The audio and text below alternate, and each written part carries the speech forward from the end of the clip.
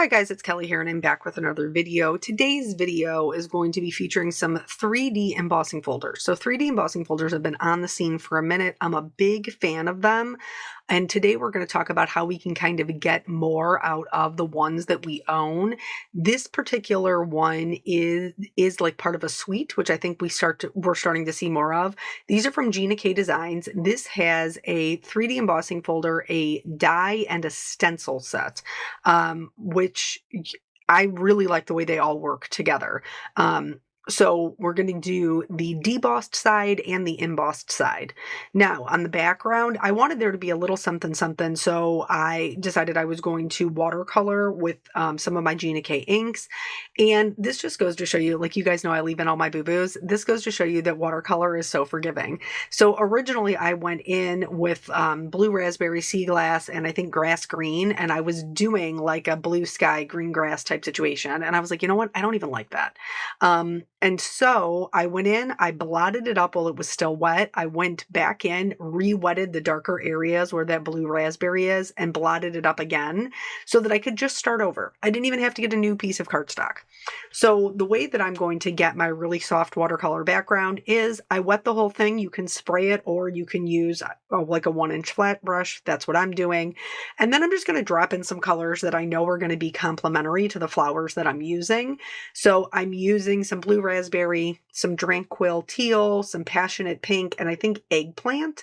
And I'm just dropping those in the background, add in water where I want it to move a little bit more. Watercolors do dry back pretty lightly, but the areas where I felt it was too dark, I just took a clean paper towel and blotted it up. Once I was happy with the way that it looked, I went ahead and dried it down with my heat gun. And then I'm going to go ahead and use my 3D embossing folder. So for the background, this is where I'm going to deboss it, which means I want the flowers to be pressed into the paper, not pressing out of the paper. So you can add a little bit of water to the back of this if you want. Oh, I should have said I'm using watercolor paper. You don't have to use watercolor paper for this technique. I just wanted a watercolor background. And then here's the thing. So this is the first time I'm using Gina K's 3D embossing folders, and I'm using it in a Spellbinders Platinum 6. So I figured out pretty quickly that the regular sandwich was not going to work. Here is what I found that did work for me. I have a bunch of shims because I have the universal plate system. So I do have an F, which is a shim, and I used that and it wasn't enough pressure. So then I had a couple of shims from my Better Press and I tried those. I ended up using all 3 of the Better Press shims and the shim from the universal plate system. If you don't have the Better Press system, that's okay. I also, here you can see it's debossed. Then I tried it with the F shim and just cardstock. So instead of using the shims, I used a piece of 80-pound cardstock, and that worked as well. So you just need a shim. You can use a cardstock shim, or you can use a shim if you have those Spellbinders elements from the other things. Either will work. Something else to note about that. I was using watercolor paper, which is a thicker weight. So you may need more shims to get a good impression. Plus, you may need more shims if your machine is not as tight as mine. They're all kind of a little bit different. Or you can invest in Gina's intercut system if you use, and hers has a dial where you can kind of mess around with the pressure and it allows you to change it. So just some options out there. Here I am using my Crafty Klingmate. I can never, Clingy Craftmate. It's a Clingy Craftmate. Y'all, it is a photo polymer cling thing that holds your paper and your stencils. That's what it is. There's a lot of them out there. I like this one because it's a good big size. Okay, moving on. So now I'm going to go in and I'm going to do all of my stenciling. Now remember, this is the debossed side. So the debossed side is going to pick up color in different areas than the embossed side.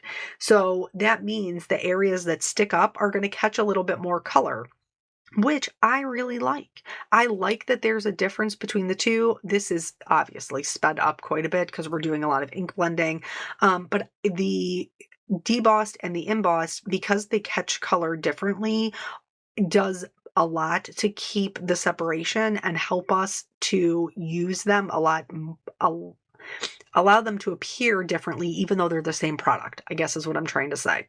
So originally I had to tape off those little areas for the leaves because I didn't want to get my ink where I didn't want it to go. And then I just flip-flopped them. And then especially when I do this one with the leaves and the stems, I'm going to mask off the center of the flowers while I'm doing the green. So I did originally do the grass green and then the sea glass to add a little bit of shading. It ended up not being enough for this little girly who likes a lot of dimension. So I ended up bringing in the tranquil teal to add just a little bit more shading. It also adds some color variation, which honestly I adore. And that's just me.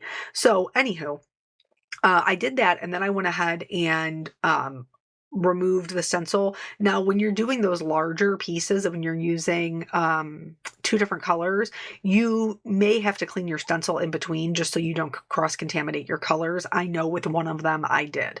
So now we're moved on to the embossed side. So this is now pushed up, and it's going to, again, catch color differently as we're using our blending brushes to go over top of it. I originally started out with, you can see it there, it's lovely lavender. And that is a very, very light purple, and it was a little bit too light for what I wanted. So I mainly used that eggplant and the passionate pink, and I just kind of layered them. When I wanted it to be a little bit darker, I was more heavy-handed. When I wanted it to be a little bit lighter, I didn't use as much pressure. And because because the stencils are all broken down into different layers, it makes it really, really easy to add a lot of dimension without really a lot of work from us, which is great.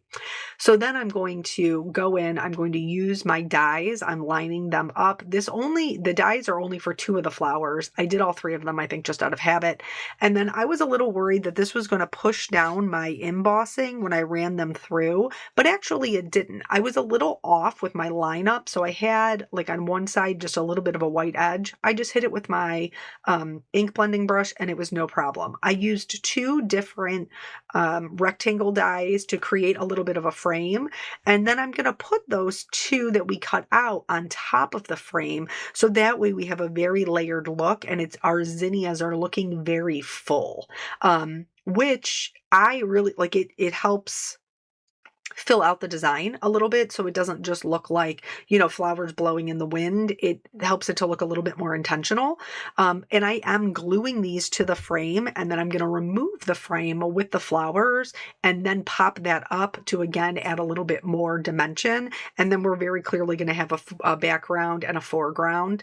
And then this one really came together pretty easily. I just centered it. Now you'll notice my frame has a little bit of a wider edge down at the bottom. That doesn't bother me at all. I feel like it looks a lot like a Polaroid, but if you don't like that, you could change the size of your rectangles to make sure that they create an even frame.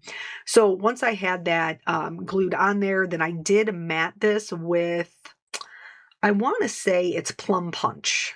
I think that's what it is. It might be eggplant. I'll double check it. Maybe I'll just link them both. But anyway, either or works here. And then I did go over the 2 die cut flowers with some clear glitter, and then I added some white highlights with my white gel pen. If they're too bright, you can always just tap them down with your finger. And then I did a white heat embossed sentiment on that same Plum Punch cardstock, and then cut it out with its coordinating die. That's actually part of a stamp set. I'll link that as well. And I was really happy with the way that this came together. It was a super fast card, which is why it's a super fast video. But I hope that this inspires you to look at your 3D embossing folders, the suites that you have a little bit differently to kind of stretch the supplies that you have. You know that I'm a big fan of that. So thank you guys so much for joining me. I always appreciate your time. Don't forget to check out Gina's new release. She just had a new release yesterday, and there's a bunch of wonderful stuff in there too. All right, I'll catch you guys on the next one. Bye.